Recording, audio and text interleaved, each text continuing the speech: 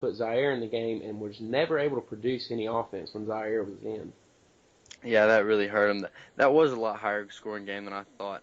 But I am glad to see, Texas obviously get back in there, get their foot back in the door where they used to be. Obviously, they still probably got a little bit to go with that defense.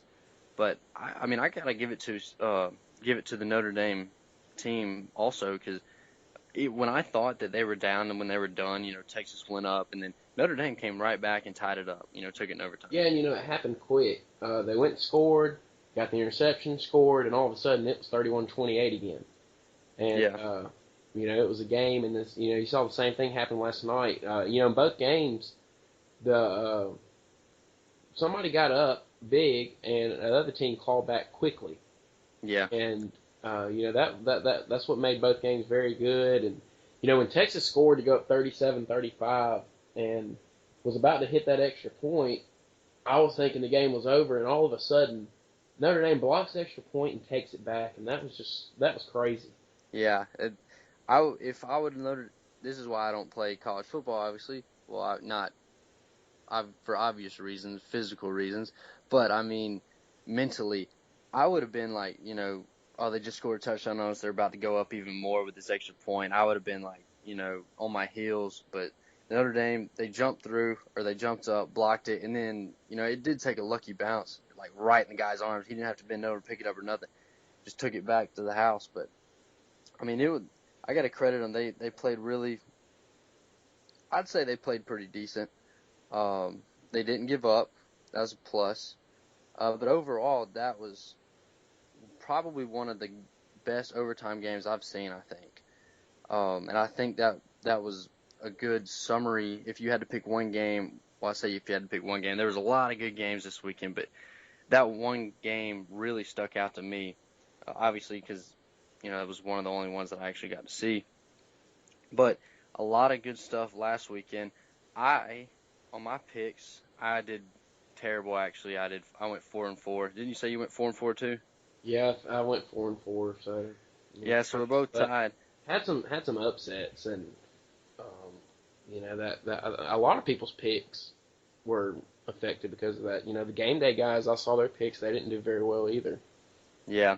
I saw if I would have put or if someone would have put money, to win $20 or whatever, so that's like risking 22 to win 20 on all of these games, and if you would have put 55 to win 50 on my lot games, then you would have come out with $22 this weekend. So, it's 4-4 is not a good betting record, but in the end, if you just put $50 on the lock, just hypothetically speaking.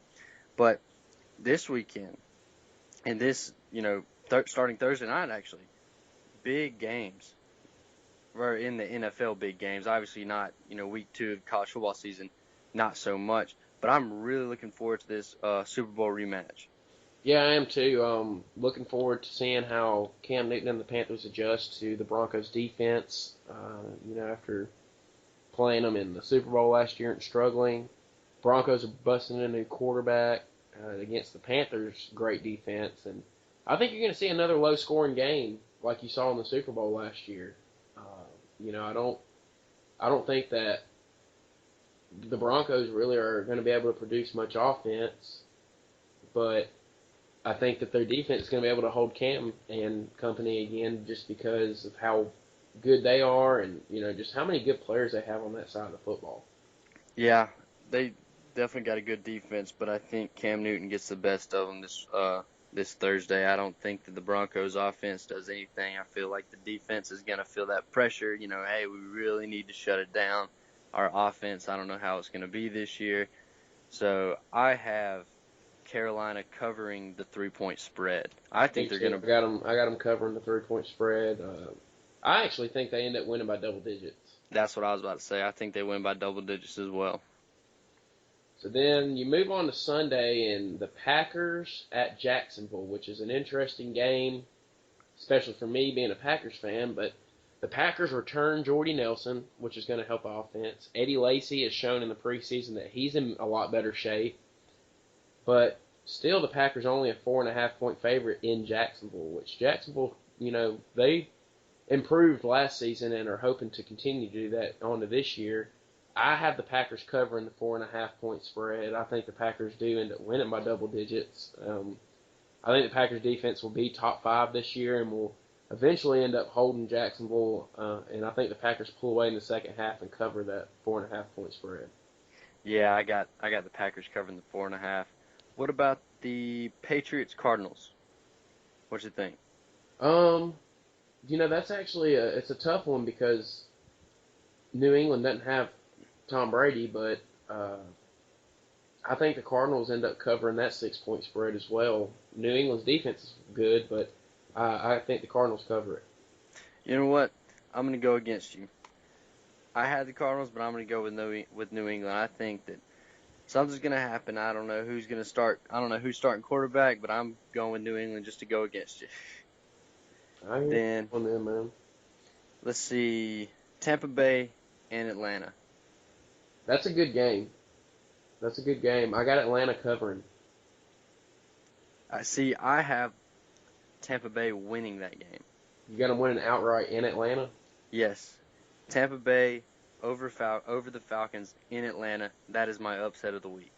I got the Falcons covering the 3 point spread in that one. Then the Giants and Cowboys, they're even. What do you think about that? That's who's going to start? Who's going to start for the Cowboys? Dak Prescott. Dak Prescott. Do you think he can show up on Sunday? Yeah, I think he does. You look at Dak when he was at Mississippi State. He just never had an offensive line and was still able to do what he did at Mississippi State. So I think now he's got the best offensive line in the NFL. The Giants' defense is awful, but they can score. But I think the Cowboys win that one.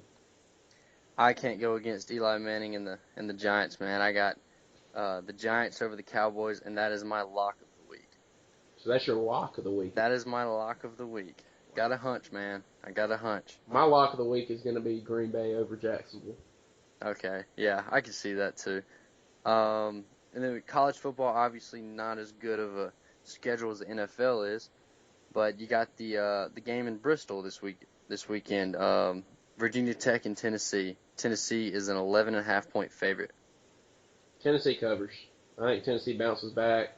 I think they are better than Virginia Tech, and I think Tennessee ends up winning by 14 to 17 points. Yeah, I think Tennessee's going to blow them out. Kentucky, Florida. Florida is 16.5. If I'm going with the points, I take Kentucky, but Florida wins the game. I think Kentucky does keep it within 16, but I think Florida wins. See, I think Florida's going to win by 3, maybe 4 touchdowns. I think they blow them out. Well, Florida didn't, they only won by 17 this past weekend against UMass. It was not produced much on offense.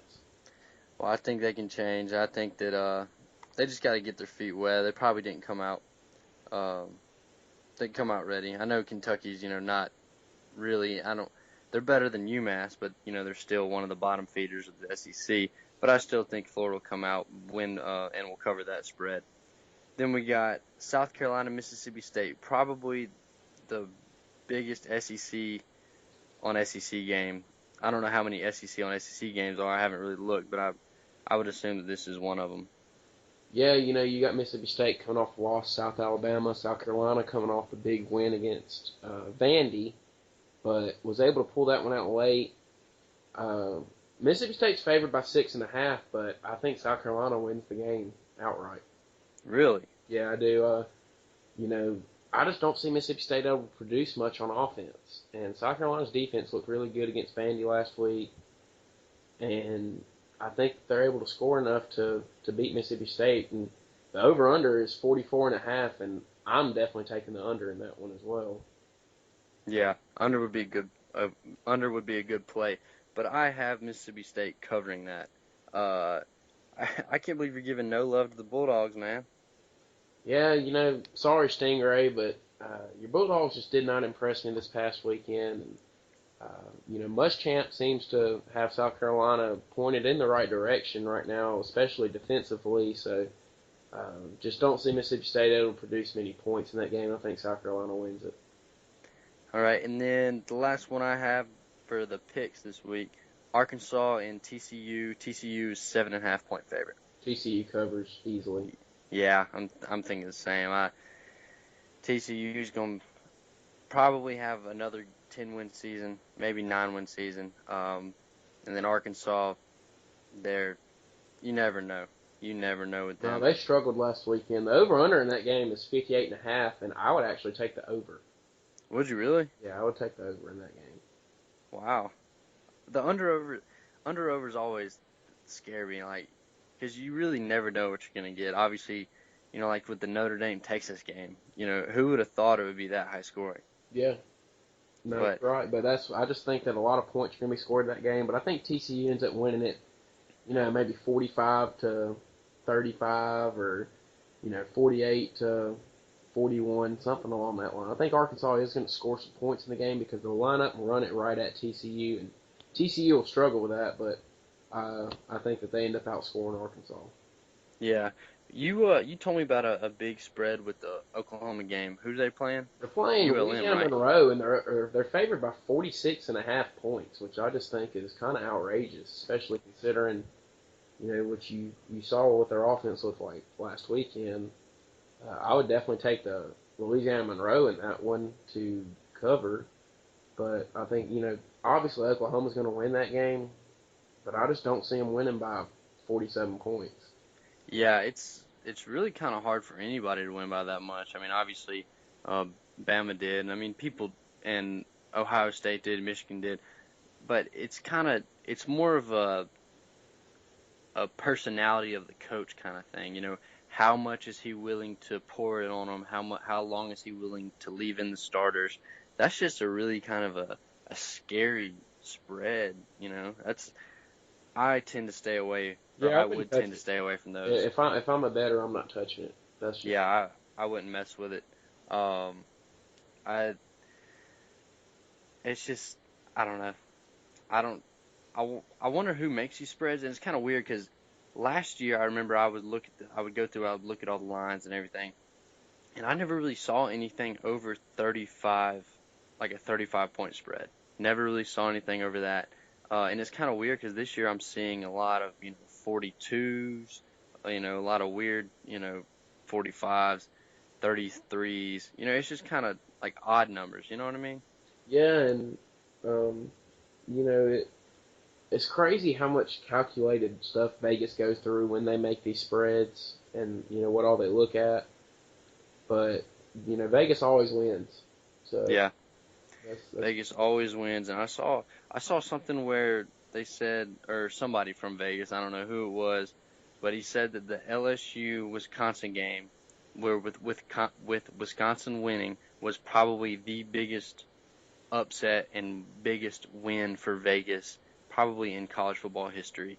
yeah. So Nobody really saw LSU going up there and losing, and credit to Wisconsin, man. They went into Lambeau. They were fired up to play at Lambeau. Their fans were fired up for them to be playing in Lambeau because most all of them are Packers fans. I mean, I don't know if you saw game day, but when Aaron Rodgers came walking through the crowd to come up as the guest picker, it was unreal the amount of people that just started going crazy. So, it was a big deal to them. I think it's something Wisconsin should consider doing a lot more, playing at Lambeau to open yeah, up the year against somebody big like that. I think it's a good thing for college football to expand to these NFL places, and it broadens out where they can play for locations. This was the first game in Tampa last night.